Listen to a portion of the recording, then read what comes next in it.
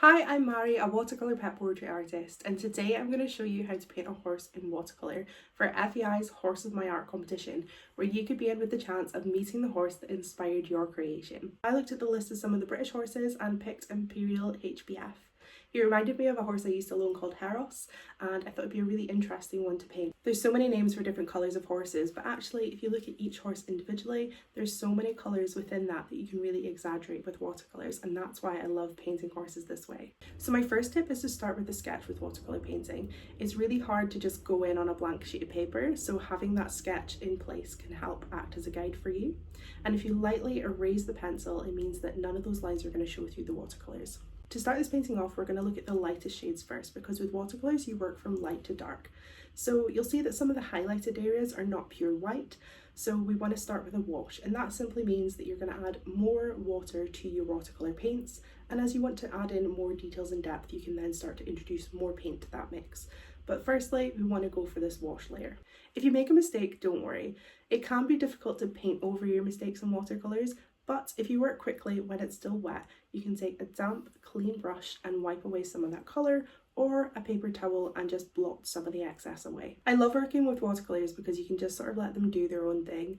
There's no point trying to control every aspect of it when you can create these really cool effects by leaning into letting it blend and bloom as it wants to. So these areas here are what I mean when I say letting the watercolours do their thing or talking about blooms. It's just when you've dropped in some water or dropped in some paint and the paint's been allowed to spread out naturally, and I think it just adds a really nice effect to your watercolour portraits.